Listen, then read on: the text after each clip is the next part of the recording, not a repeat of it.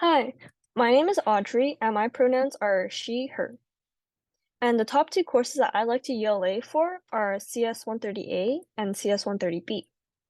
And the reason why I want to be a ULA is because I want to help other students understand and maybe even develop interest for topics that I have once struggled with at some point. And above that, I think CS 130A and 130B start getting more challenging since they are more math heavy and theoretical.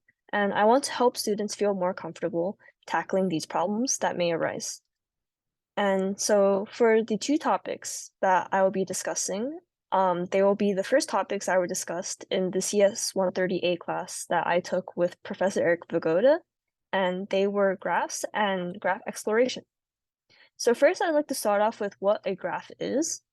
And so a graph is a pair v comma e, where v is a set of vertices and e is a set of edges that connect these vertices. And typically, we also like to use n to denote the number of nodes and m to denote the number of edges. And here you can see that is an example graph with nodes and edges. And above that, a graph is a really useful data structure that can be used to visualize and represent social networks, maps, and also many more things that are involved in other fields like linguistics and biology. And so moving on to graph exploration, we can see how traversing a graph can get us a lot more information about the graph itself, but I want to also bring more fun applications of graph exploration, like DFS, or sorry, like you can use DFS, which I'll discuss later, to solve a maze. And the paint bucket tool on MS Paint can also be implemented with like slight modifications to the other graph exploration algorithm that I'd like to cover, which is BFS. And so I'll move on to give a high-level overview of these two graph exploration algorithms. So there are two main ways to explore or traverse a graph, and the first that I'd like to cover is called depth first search, or DFS. And the basically approach for this is to go all the way down until there are no more unvisited neighbors, and then backtrack back up. And this algorithm typically uses a stack. And to show you what this looks like, I will run DFS on this example graph. So first, let's open a stack. And let's say the first vertex we want to visit is 1. So we'll push 1 to the stack and then mark 1 as visited. In this case, I'll just circle it.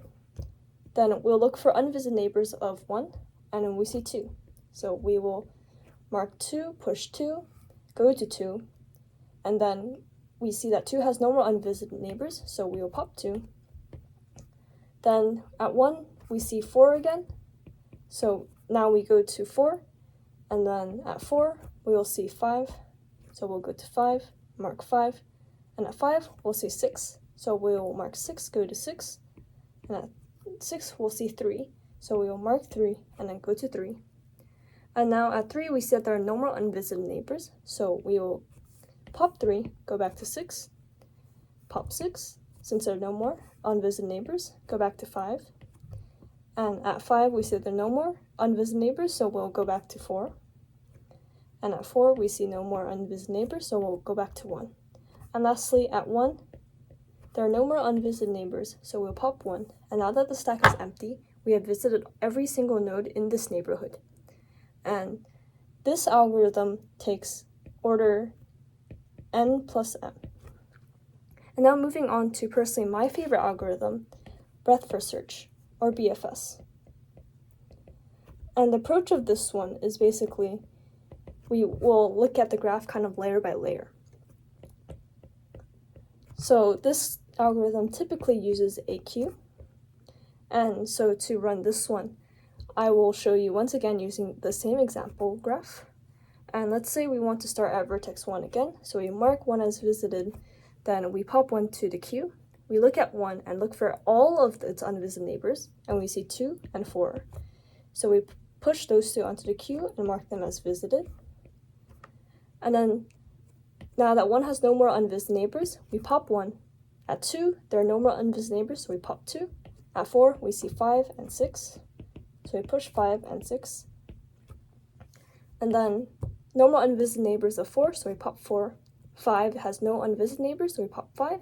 and at 6, we see that 3 is unvisited. So we push 3 to the queue, and then 6 has no more unvisited neighbors, and 3 has no more. And then we pop 3.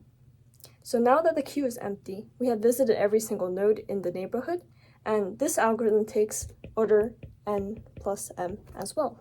Thank you.